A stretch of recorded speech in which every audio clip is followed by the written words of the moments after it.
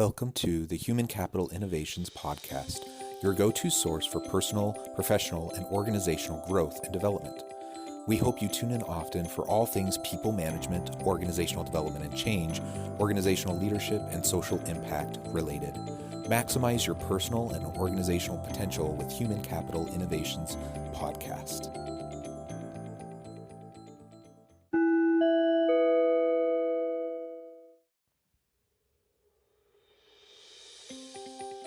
Welcome to the Human Capital Innovations Podcast. In this HCI podcast episode, I talk with Catherine Jansen Burkett about living wakefully and bridging differences to find true collaboration.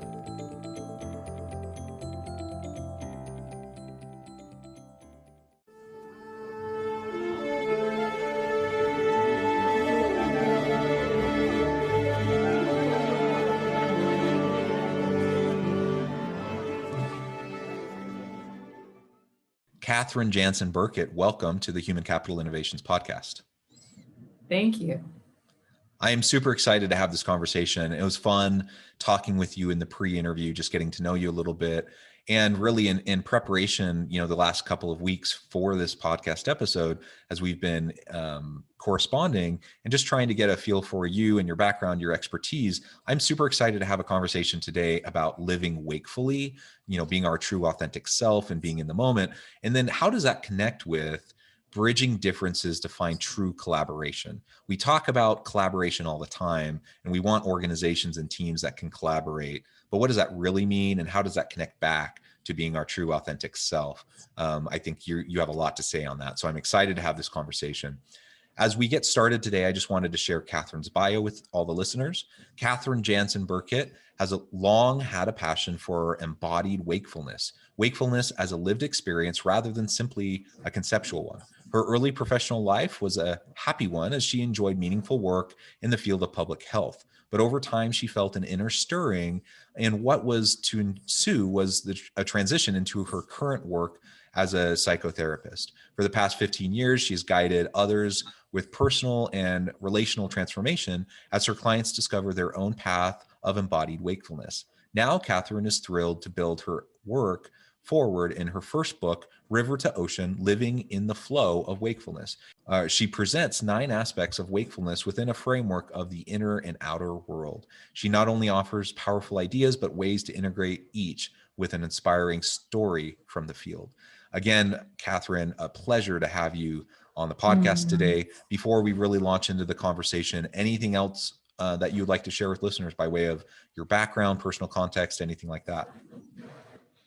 If we get into it, I came from some trauma in my childhood. So this topic is near and dear because in a certain kind of way, I had to fight for my wakefulness. I had to come out of a pretty deep abyss. And so for any of your listeners that, have had personal struggles about the idea of being happy and healthy and bringing our true self forward in our life.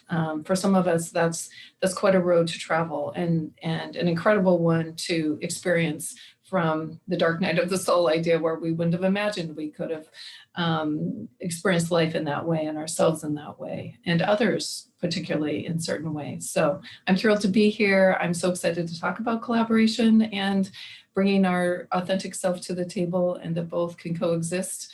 Because I think our world and our relationships these days so need this conversation. Yes, and it's almost become a dirty word, it seems like, in society, in at least Western and U.S. society these days, talking about compromise and collaboration, and so many consider that to be something where you're not being courageous enough because you're not sticking true to yourself, your values, and you're compromising them, and you're working with other people, and maybe you have to sacrifice a piece of who you are or what your idea is. And I think that's a tension that I see, and thinking about mindfulness, wakefulness, and authenticity versus collaboration and compromise and working to develop relationships that are healthy, that can have good outcomes, right? So I think that's part of what we can explore together today. And if you're willing and comfortable, I would love to hear a little bit about you know,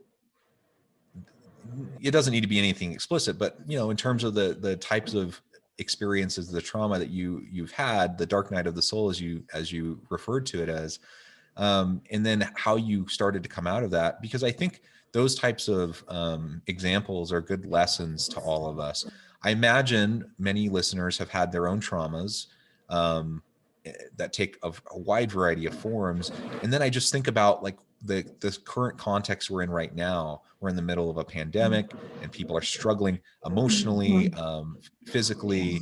You know, people are trying to do their best to juggle having kids at home and doing work, or maybe they've lost employment, maybe they've lost a loved one. I just think there's so much trauma even built into this moment that leaders need to figure out how to better deal with, and to help their people and themselves to come out of this in a healthy way. Yes. In my earlier podcasting last year, we were talking a lot about preventing a mental health crisis, not just a public health crisis. But we did not know how long this would go. And so when people especially are under-resourced and we are all burnt out and frayed, and it is fraught with many, and we're not even done. Like, we are looking at a chunk more time, though it's super hopeful that we can see the finish line. We're not at the finish line. Those are where our, you know, not our self at best, I would say, maybe worse self, can come forward. And not that we intend to do that, but that's the reality of stress, is our resilience has been really stretched and capacity stretched. So I think this is very important to be intentional about and have ideas and practices, not just, I'm going to try to be a really good person today or really bring my A game to my work, but how do I actually do that? So that's a lot of the nature of my book, is not just ideas, because there's a lot of great ideas. So I don't bring totally new ideas to the table, some perhaps, but I have a practice session, which is about building the neural pathways so that we actually can embody. So embodiment is about I'm living it, not I'm thinking about it or I'm aware of it. And then I do throw in inspirational stories from the field so that, you know, this is real. People are really doing this. And some of my story is in it, but it's not a memoir. So lots of other people's stories, clients, some of my kids, friends. So with obviously permission. So I'll just, tell a piece. You know, my parents divorced in a kind of traumatic way for me. And so my little 14-year-old self took it really hard, and it really fractured a sense that I wasn't good enough to keep my dad in our family. He took off. It was really about alcoholism, but we didn't know it at the time. And so what was trauma turned into food addiction and, like gaining 80 pounds in about 3 months. I was unrecognizable to my high school friends. I quit high school. Like, it was on all levels that it was very dark for me. I attempted suicide. So I really had to heal from that sense of my worth, my body. I had to figure out, okay, I'm not going to finish high school. I got a GED. What's next? I actually moved to San Francisco from a small town in Oregon. So again, it was really climbing out. And that's why my book is about the inner world before the outer world, because I strongly believe that's where change, true change, starts and stays. And we bring those changes and transformations and healings to our outer world. So I don't even think of my work as separate from any other part of my outer world life. My authentic self, I want to be expressed in all those places. So that's a trauma piece and kind of an idea about the book and maybe part of the conversation we're having. But if you want me to, I can respond to that. How do we match authentic self with our ideas in this culture about collaboration, which does tend to seem like compromise? So I'm losing a part of myself, so they don't fit together very well. I guess the key word I would use is ego. So to me, our awakened self is different than an ego self, where I feel separate from others, and I always am kind of tracking, am I better or less than? It's competitive. Ego state kind of comes from a place of scarcity. So my book proposes that our awakened state is intrinsically worthy, interconnected, that I'm part of something bigger, but I don't get into a lot of spiritual language there, whatever that looks like for people. So, and it's relaxed. I don't have to perform in my life. I don't have to prove anything. So I'm in this state of kind of connection, relaxation. So that's and present in the moment. So that's kind of how I define an awakened self. So to me, when I think about collaborating, and I never use the word compromise because it does have this reputation of loss. Part of collaboration is I'm not coming in with my ego. Egos are about power. Egos are about position. And if we're actually going to collaborate, we do need to be willing to look at alternatives and options, and have a kind of a guiding principle that going together in a win-win possibility is better than if I get my way. So Jonathan, if at the end of the day, you just want to get your way, that's kind of, I would offer, and I don't obviously mean that about you personally, but that's kind of more of an ego approach to it. But if I believe that it will be better, even for me, if we find some path forward that, again, but works for both of us. So the bottom line is collaboration takes creativity. It takes time. It takes a willingness to sometimes not know what the outcome is and get out of our position. So a really practical step that I use, and I had to use this a lot with couples because I was their therapist, both people, so I couldn't take a side. That's unethical. And so I would say, what is the common ground? I could see it literally between them, but they were so positioned up, they couldn't see where they could meet. So I have a tool around collaboration, which is to start with a perspective, not a position. And then we move into, okay, you don't want a dog. I do want a dog. What's our common ground? You don't want a dog because you want to make sure you can still travel once we can travel again. Actually, I kind of resonate with that. I still want to be able to travel. I want a dog because I really, having a pet is really comforting. And once in a while, you actually miss having a dog, even though you kind of still would rather not have one. So we start to move toward where there is some commonality. And then the next piece, and it's so cool, is to see sometimes there are options that when we get out of our position, we never would have seen. Maybe we foster dogs and it's once in a while. Maybe we budget for just having a really good boarding situation where we travel as often as we want, and that dog is not an encumbrance to that. So it's about finding common ground. It's about exploring options, and it's about bringing our awakened self actually to the table that allows us to collaborate rather than be in an ego positioning kind of, place. So I know that was a lot. No, I think that's great. And it's smart to avoid getting caught in the trap of compromise, the terminology and the baggage associated with that word. And it's so unfortunate. I mean, the reality is, yes, we all are going about compromises, some big, some small, constantly, right? In all of our relationships. But that doesn't mean we need to sacrifice ourself or our authentic self. It does mean we get outside of the ego, like you just said. So I think that's wonderful. Now I'm putting on the hat of an organizational leader right now, and I'm thinking both as myself, my trying to bring my own authentic self to my own leadership approach and style, but also trying to create the same opportunity for my people, the people that report to me, and wanting to have collaborative teams, innovative teams. We know that happens when people feel safe, when they feel like they can be their full authentic self, and then bring that and have it honored in the workplace and as they work together in teams. Yet collaboration and effective collaboration is this elusive thing that frankly most organizations don't do very well. So I'm curious if you have any particular thoughts or ideas on how a leader can foster a workplace environment where people can be authentic but also be better collaborators.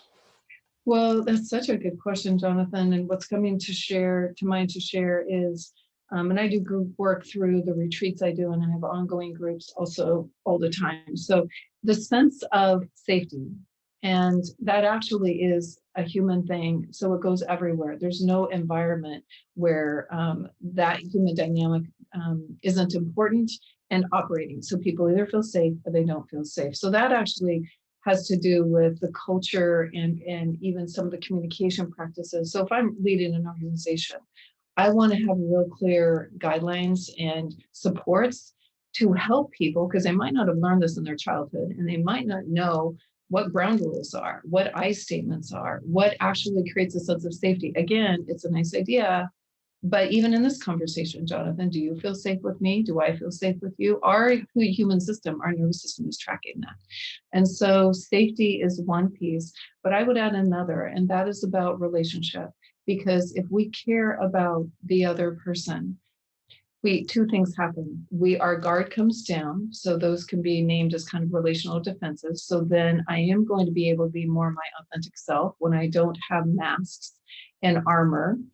But also, if I care about you, if I know you, then that human process of bonding to others starts to kick in. And so I have a motivation to collaborate, rather than it's because we have that on our mission statement. It's actually because I care about my team. And I don't want to win, because then somebody loses. And that's not the end game anymore. And so there's a safety and relationship, I think, are very, very real things that, and I think organizations are, many of them, kind of getting some of those pieces compared to, long ago, where it was so task oriented and a lot less relationship oriented.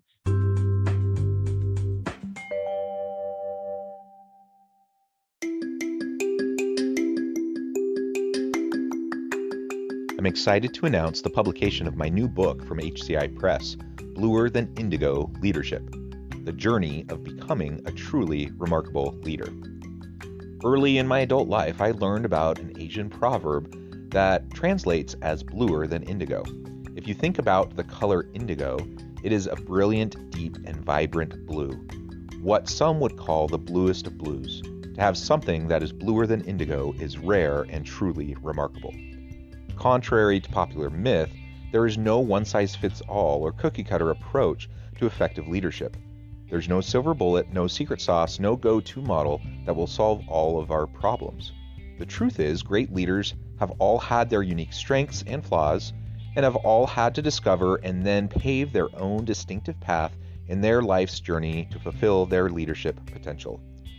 Bluer Than Indigo Leadership will help you discover your own path and explore those ordinary, everyday actions that will help you respond to an uncertain future and produce extraordinary results for individuals, teams, and organizations.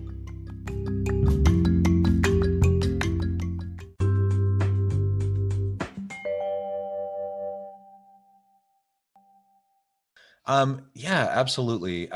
And to your point, organizations as a general rule, I think have come a long way and are better at this than they were decades ago, right? But there's still so much more to do. And there's so much research on this.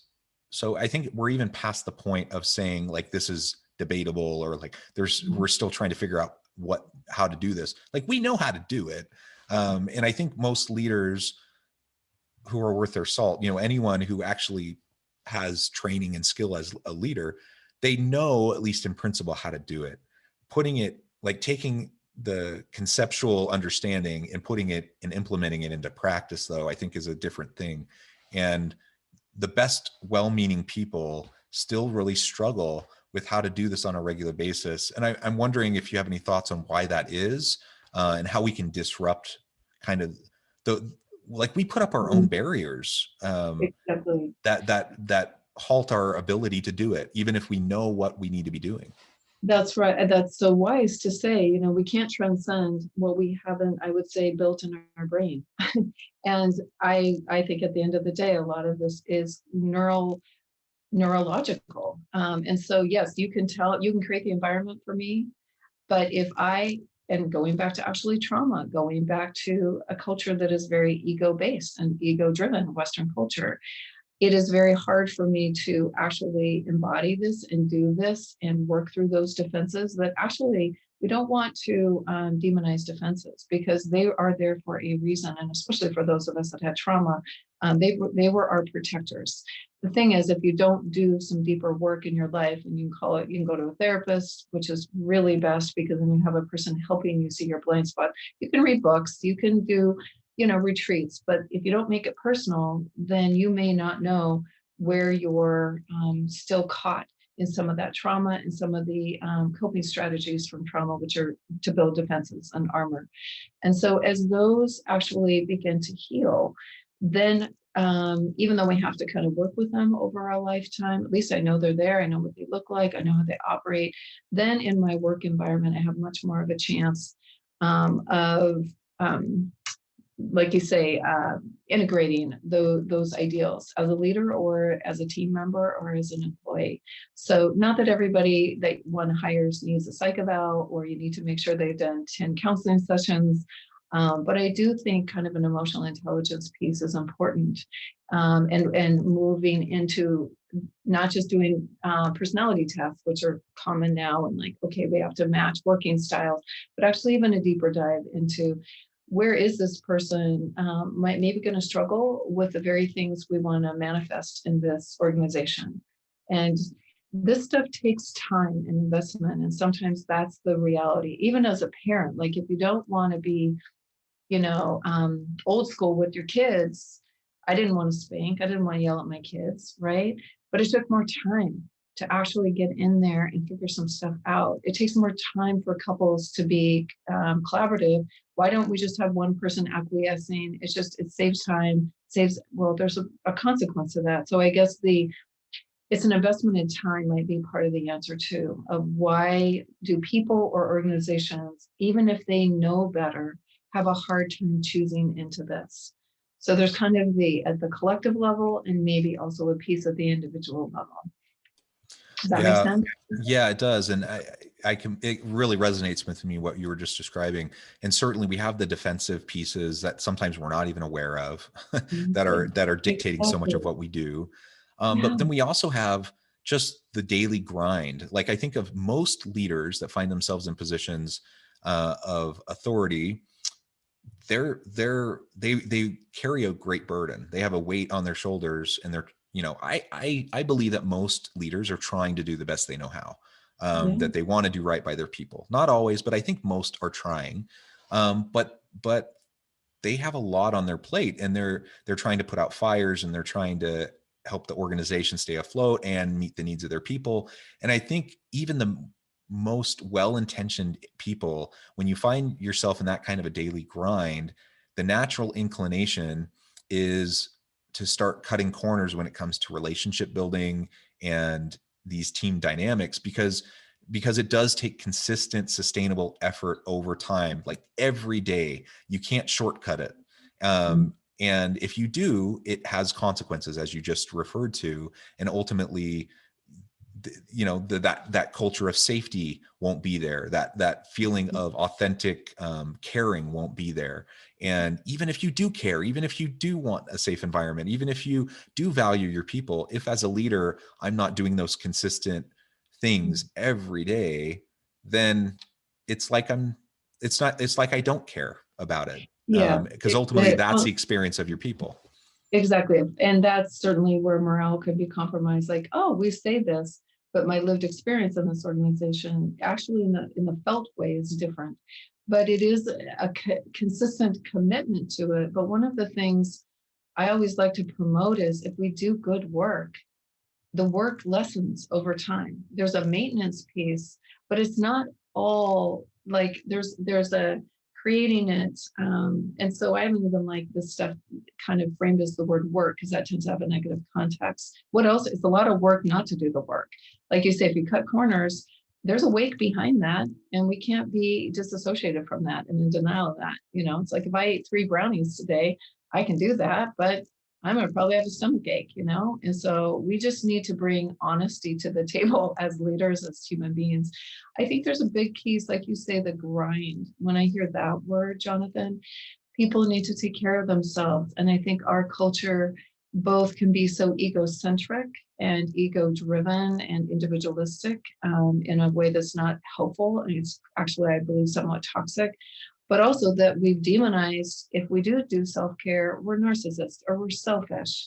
And, somehow there's a North Star in martyrdom. And so if I'm feeling a grind, if I am not able to bring a full cup to the table as a leader to manifest and to kind of I don't know, reflect myself, those very things, principles that I'm trying to impart, then I need to have a chat with myself, I think, about, in leadership, it is about deep self-care, because of what's required. So that then the things that I intend to do are the actual experience of my organization and its employees. Yeah, I agree. And I struggle with that myself. Mhm. I'm busy. I have a lot of stuff with work. I have a family. I have 6 children. Like anytime I need to do anything in relation to self-care, my first inclination is to feel selfish, that I'm taking that time.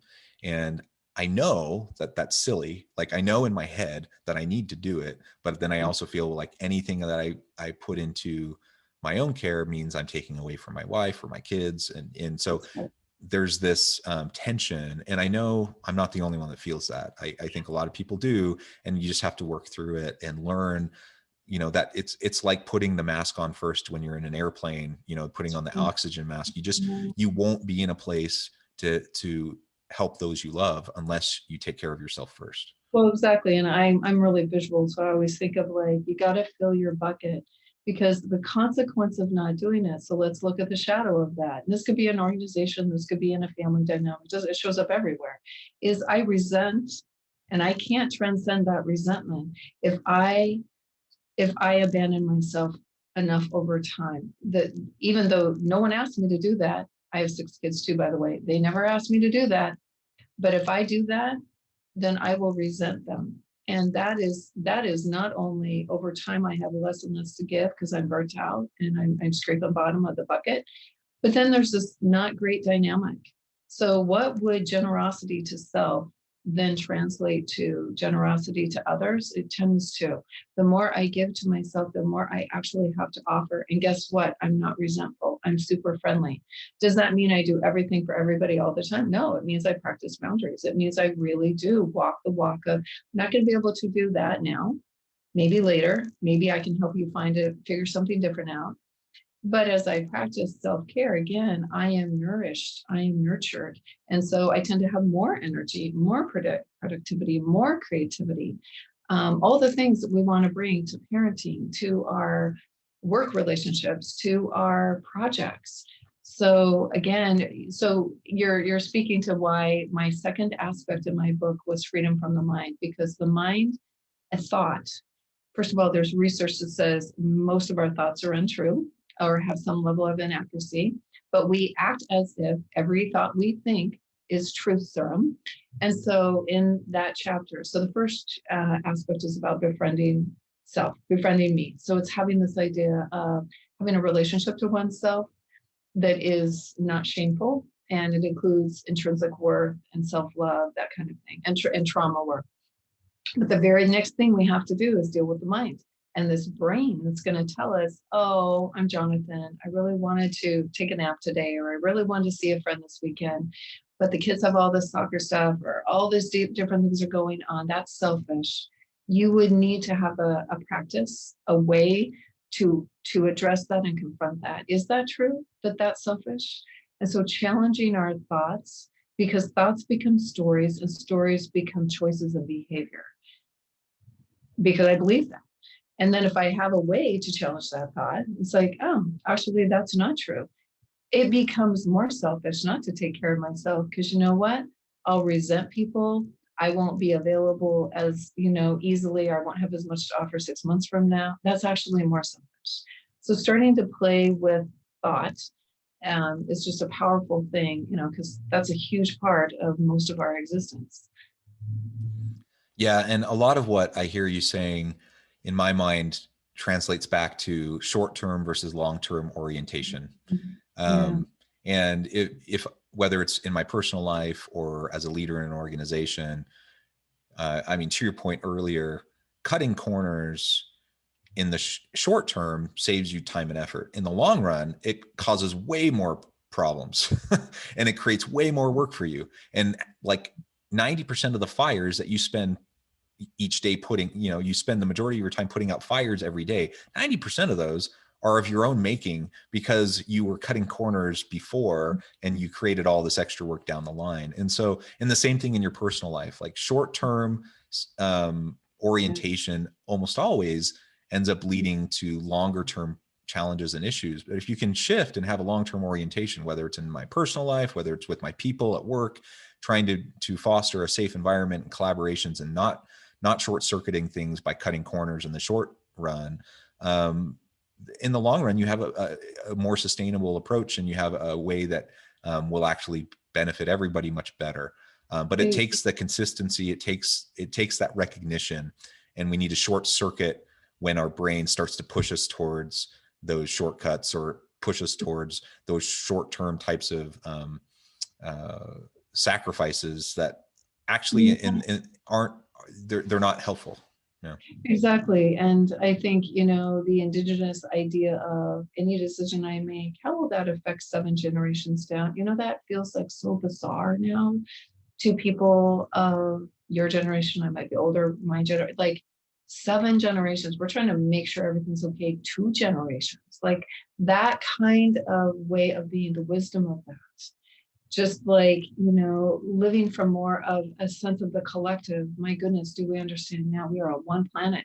We are in a different kind of global reality on any front than used to be. So we cannot be isolated, and we need to have our thinking, like you say, long-term and in a bigger context. But that idea, that old-fashioned idea of delaying gratification, is like, if we can, I'm in a 30-year marriage. My parents divorced. I can't believe I'm in a 30-year marriage. I never would have, I didn't believe it could even, and happily, not perfectly, and not without, some pretty difficult kind of dark nights of the soul a few times along the way. What are we doing? And how do we bring a more conscious relationship forward? But if we can, to take that long view, we can relax, we can take a breath. It doesn't mean we're inactive. It's not about sitting around eating bonbons. But for our nervous system, that is so different to go, we had some time. And some things need time, and we've forgotten. Now they even have, I'm not single, but they have speed dating. It's like, oh, right, in 30 seconds, you're going to decide, or 2 dates, you're going to decide. Guess what? Falling in love for some of us took a little bit. But that's not what the fairy tale tells us, right? And so I think this whole pace and speed, I love the point you make around that. And I love that perspective. We're about ready to finish, but I can't help to digress just a little bit based on the speed dating comment. I am so glad that I did not grow up in the generation that used Tinder. And like the swipe left, swipe right, kind of immediacy of that kind of stuff seems so, it's beyond my comprehension. So I'm glad that I did. I'm so happy. Yes. Yes. And it's nice to have that message of long-term on. Again, I think we've done a great job in this interview too. So many of these things for me are not contextualized to this part of life or that part of life. There is a deep, that's why it's wakefulness throughout all of those environments and all of those kinds of relationships. And so anyway, I'm really glad that you were able to do that, and we didn't just have to stick on with a work environment. And so I hope your listeners are able to capture some of those consistent themes, however they apply it in their life. Excellent. Well, thank you so much. It's been a real pleasure talking with you today. Before we close, I do want to give you a chance to give the last word, to share with listeners how they can get connected with you and find out more about your book and what you're up to, and just anything you want to say as we wrap up. Oh, well, thank you.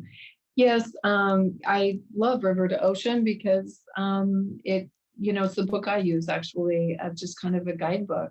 There's different parts of life I represent. I even have a chapter on embracing death and dying. I have one on relationship to nature, cherishing the body. So where if this kind of thing we're speaking of resonates for people, I'd encourage them to get the book. It's an Audible as well now. We did that last year. Great narrator, not me.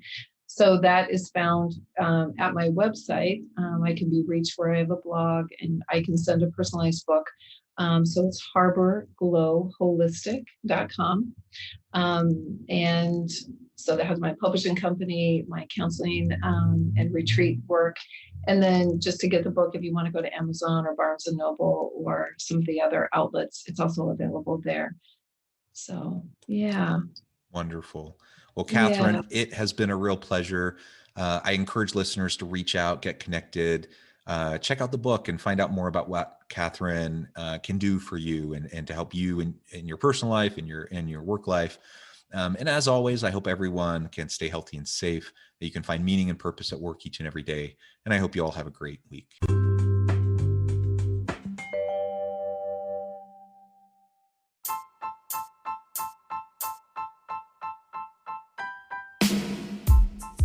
The alchemy of truly remarkable leadership.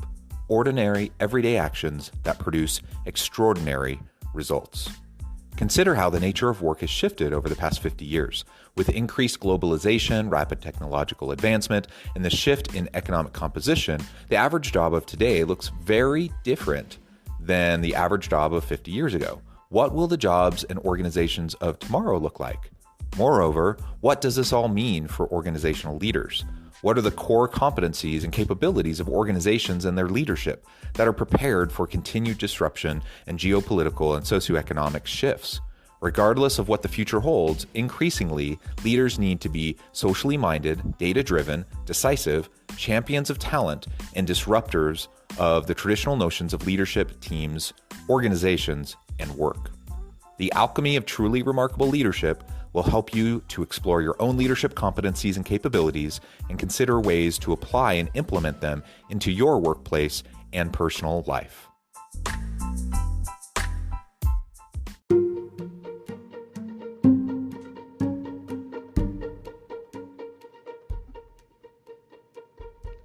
Check out Human Capital Innovations magazine, Human Capital Leadership. Human Capital Leadership is a free, interactive e-magazine with the mission to help individuals, leaders, and organizations find innovative approaches to maximize their human capital potential. We publish issues quarterly in August, November, February, and May. Take a look at the latest issue and let us know what you think.